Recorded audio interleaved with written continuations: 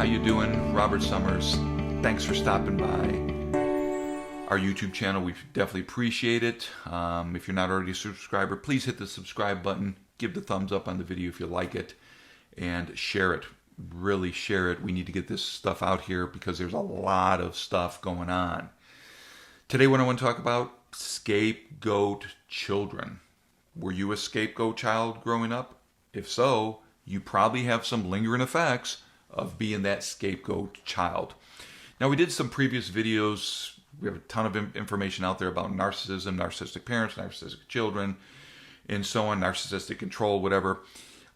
We did a video recently about narcissistic mothers and their golden sons, the golden child sons. Today we're going to talk about it not from just a son perspective, but just as a person perspective, as a child perspective. Were you the scapegoat child? Now, as we talk about this, and we need to, because there's a lot of people that are hurting out there, and we're here to help people understand why it is that they behave the way they do, and why their relationships are struggling. Now, while the golden child can do no wrong to their narcissistic parent, okay, or nothing's too good for little Jimmy, the scapegoat child is the exact opposite. You can do no right, and you can do nothing that's good enough. You will never measure up to whatever those narcissistic standards are.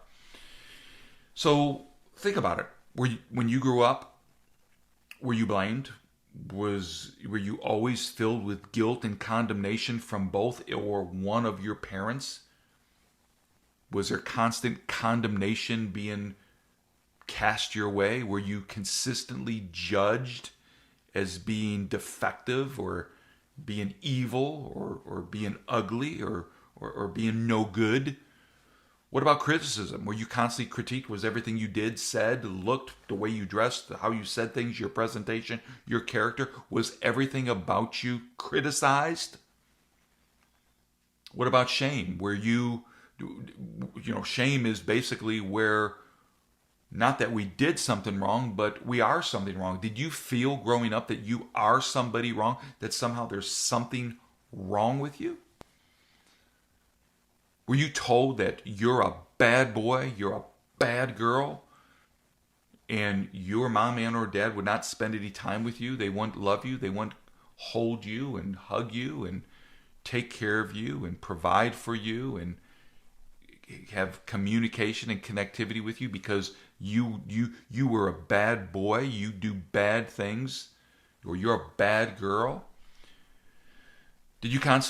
Were you always under the thumb of constant abuse or cruelty, physical abuse, cruelty, beatings, burnings, scratchings, or perhaps maybe a little bit more subtle, but still highly effective from the narcissistic camp, constant devaluation of who you are, strip you from any type of value of self-respect, self-confidence, integrity. Oh, there's a lot of signs of being a scapegoat child. I would say probably the first one, the most prominent one, is that you were always blamed for things. You're blamed for everything.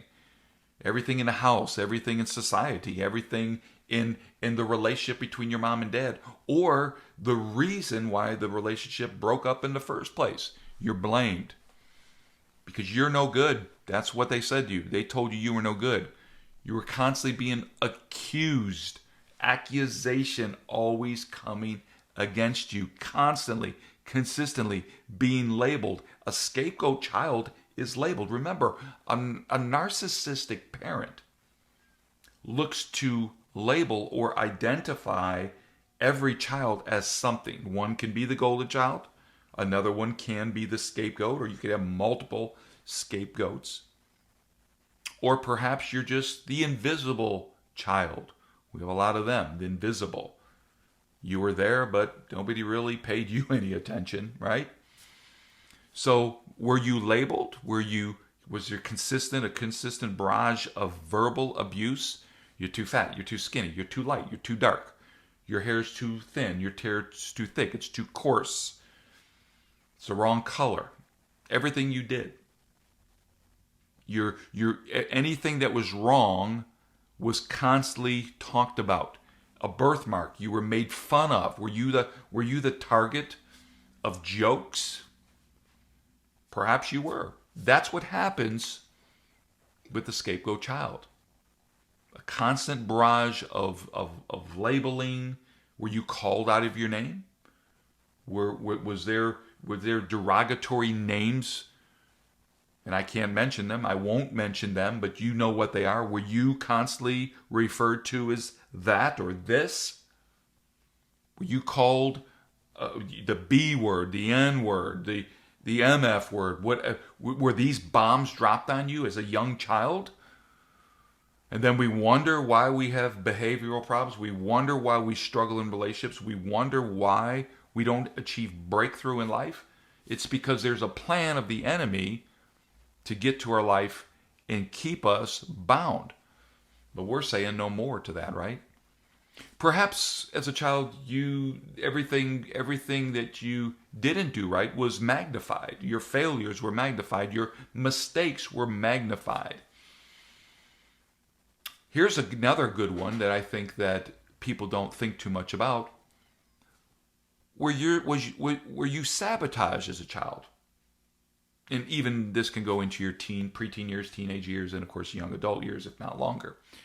Where your narcissistic parent or parents sabotaged you. In other words, you had friendships, you had friends that you met at school, and they pulled that out from you. They sabotaged your relationships. They sabotage your relationship with friends or church family, or perhaps they sabotage your relationship with your own siblings and created what we call sibling rivalry. It's intentional. It's an intentional narcissistic tool to keep children in the dysfunction that came from probably their family and the demonic bondage that exists. Sabotage. Did you have a boyfriend or girlfriend when you got a little bit older, and all of a sudden your mom or your dad pulled out an old picture of something, maybe something derogatory against you, or an old boyfriend that you had, and said, this is the one that still has my son or my daughter's heart, and sabotage that relationship? What about your character? Was your character assassinated through a spirit of assassination against your life by your narcissistic parent, to where now when people see you, they don't even give you the chance. You don't even have the chance. You're guilty by default because of the labeling and the assassination that came against your life. When people see you, they just say, oh, well, this is how they are, because your narcissistic parent or parents labeled you as a scapegoat and assassinated your character. See, a scapegoat son or daughter is never ever really good enough for their mom or dad. Now, they will try hard to be accepted and to, of course, receive love, but it's to no avail. They'll never do that. They'll never please their mom and dad. They'll always try to please or attempt to please mom or dad, but it never works, because you're the blame. Now, if you found yourself always doing everything and anything, for that matter, to get attention, then again, you may have been the scapegoat child. Many scapegoat children become victims to molestation, perhaps some type of sexual perversions, and of course, physical abuse. Others find themselves, perhaps it's you found yourself taking on the burdens or additional responsibility, even responsibility that your parents had will be cast on you because you're the scapegoat. You're the blame. We're going to throw this on you. And now you find yourself consistently taking the responsibility still of your narcissistic parent or parents. You find yourself consistently needing to take care of them, even in their old age. And they let you know that you better do it because you're no good. You're nothing without them. That's that tether. That's that soul tie, okay, with your parents that needs to be broke because it's unhealthy. Didn't say you didn't love your parents, your mom or your dad. You should, but in a healthy way, not in a narcissistic or controlling way that comes from them. Now, a scapegoat child receives a lot of criticism. If you've been criticized consistently as a child, criticism, constant devaluation through words, comments, derogatory comments, emotional digs, bringing up the past, and so those things are so common with a scapegoat child. A matter of fact, what's interesting is even though that's happening as a scapegoat child, if you found yourself that as this abuse took place, verbal, physical, sexual, emotionally, psychological, whatever it may be, as that abuse took place, as a scapegoat child, you found yourself even trying harder to be accepted. In other words, what you're doing is you all you really are looking for is the basics: love, validation, attention, support, affirmation, protection, correction where necessary, then of course training. But you didn't get that. So even through the abuse, when the abuse comes, you find yourself trying harder to be accepted or try harder to measure up, but you never measure up. Why? Because remember, the parent is narcissistic, and a narcissist always has to have a supply, even if that supply is their child, who may be the golden child, the scapegoat child, or what we refer to as the invisible child. Neither one of them is worse than the other. They're all insidious and demonic. Okay, what the narcissistic parent does. And of course, we know this is the enemy, the devil, doing this. But regardless of where you fall in that spectrum, if any, again, it's all insidious and is very debilitating to your emotional growth and development in life. Okay, and therefore, if you found yourself stuck, you found yourself having a hard time with establishing healthy relationships, if you found that you're consistently getting married, getting divorced, you devalue yourself, you're depressed, you have some type of anxiety, and of course you're self-medicating through drugs, alcohol, perverse relationships, shopping, whatever it may be. I mean, there's a boatload of different things. Then again, that's because you're just simply, you've connected to and you've received that label of being a scapegoat child. Well, I'm here to tell you that no more. We can help you get free. Okay? But you'll find yourself, as you're being abused, even as an adult, that you're still trying to please somebody to get that, affirmation, attention, support, love, what have you. Okay? Now, many narcissistic controlling parents will give their scapegoat child a bone to chew on simply to keep them in their supply. So you may find that there were times where you felt that, whoa, gee, maybe I am doing okay. Maybe I'm not to blame. Maybe I do fit in. Maybe I am being received. That is momentarily, like we said, a bone to chew on to get you to think that, okay, I'm all right. But then, bam, next thing you know, here it comes. Here comes the pull the rug out from your feet, attack, abuse, blame, beat you down back into submission to the narcissistic father or the narcissistic mother. Now, when you talk in terms of gender, a narcissistic son, okay, this is typically how it works. A scapegoat son. A scapegoat son simply or typically does not like. He's very angry at his narcissistic mother, but there's such a hunger for her love and her affection and her support and attention that he complies with the narcissistic mother. And the same would go for a scapegoat daughter. If you're a woman or daughter, scapegoat daughter, you may be very internally very angry at your father, very mad at your father, very disappointed with your father, what have you. But there's still something there that craves for something your dad didn't give you. And you may find yourself in a place of compliance, still taking the blame for perhaps even the things today that your father or mother is going through. So, and that's because the piling on of this stuff. I mean, it's so insidious, but the piling on as a scapegoat child, the piling on from the narcissistic parent where you're told that you're a disappointment, you're no good. What that does is that leads you down the path of what we call automatic failure syndrome or near success syndrome, Perhaps that's something that you've experienced in life where you never really get your breakthrough. You get to the point of almost having something that you desire, only to find yourself being pushed back. Perhaps it's a relationship, but it falls. Perhaps it's a business deal, but it comes to naught. Perhaps it's a new opportunity that's almost there, but you find yourself constantly pulling back. It's like that proverbial glass ceiling or glass wall. You get there, but you just can't get through there. And again, that has a lot to do with the condition of your mind. Your mind was conditioned. Your soul, emotions were attacked. And now, as the Bible says, as a man thinketh in his heart, so is he. You now see yourself as disappointment. You now see yourself as the blame. You now see yourself, you soul-tied, you yoked up with that narcissistic spirit, that Jezebel spirit that says you're a failure, and you're constantly hitting that glass wall.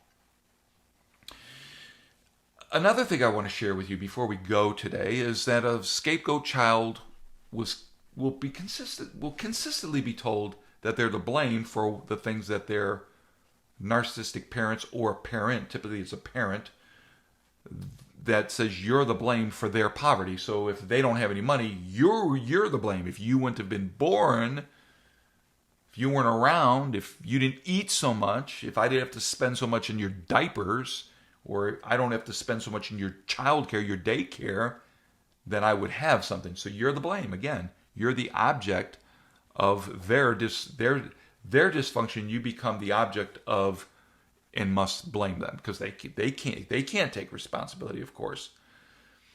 Okay, their relationship, perhaps it's a mother and divorced or never was married, and you are the child and you're the scapegoat child, and now they want to have a relationship with somebody, another man or another woman, but that relationship doesn't work out, so they blame you. Well, it would have worked out, but I have you as a burden, and you feel that somehow I'm a burden. So a narcissistic parent will put the blame for bad relationships, poor social life. They don't have time to go out. Mom can't go out with their girlfriends and go shopping. Dad can't go to the Super Bowl or go fishing. Why? Because you as the child, the scapegoat, you're the blame.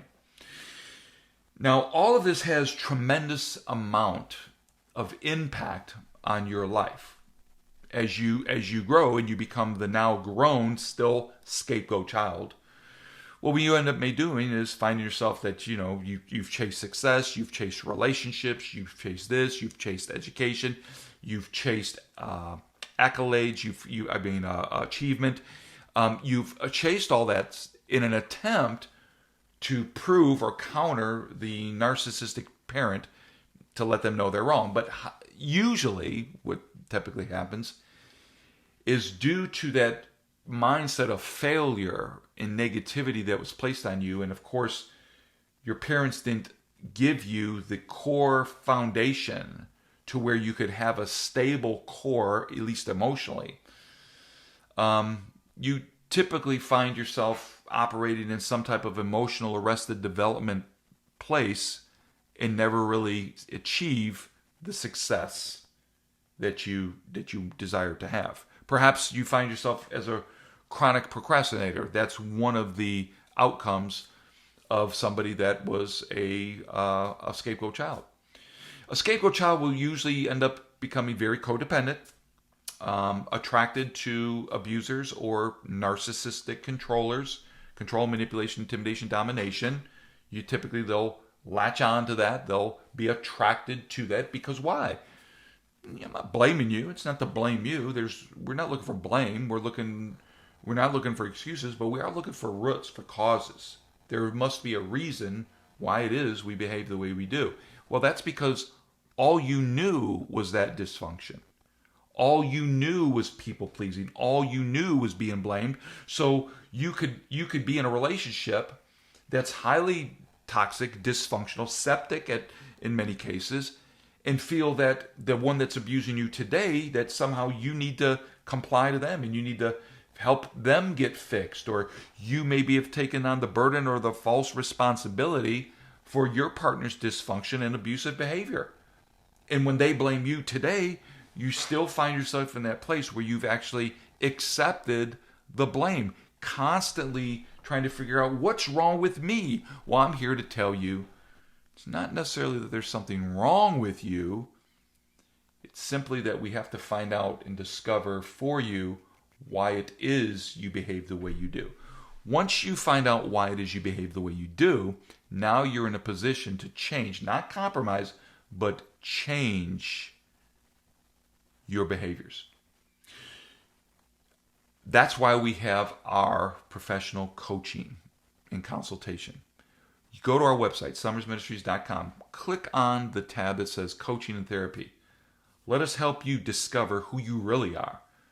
Not that wounded, hurt, broken child known as the scapegoat child, but to get you to the place where you become that person that God designed and desires for you to be. Many times we need help. If you're in need of healing, deliverance, wholeness, if you're looking to eradicate toxic mindsets, bad life commandments, get free from Jezebelic networks and control, from narcissistic abusers, perhaps you're in a situation where the relationship you're in is narcissistic. It's a narcissistic husband or a narcissistic wife, or your children are abusing you, or whatever it may be, whatever the situation, check us out. I would love to have you set up a 1-hour appointment with me or my wife to help you. Go to the website. We lay it all out. We explain exactly how to do that. Or if you'd like to call us, 614-378-1474. Again, 614-378-1474. Look to try to answer your questions and help you set up your appointment. Listen, again, thanks for stopping by our YouTube channel. Again, hit the subscribe button if you're not already subscribed. Hit the like button if you like this video. Share the video. Let's get this out there. Put it out there on social media, whatever you have to do. Let's help others get free from narcissistic abuse and witchcraft from Jezebel's camp. All right? Well, listen, God bless you guys. I'll see you next time around. Again, go to the website. We love you. We appreciate you. Have a great, great day wherever you're at in this wonderful world. Bye-bye now.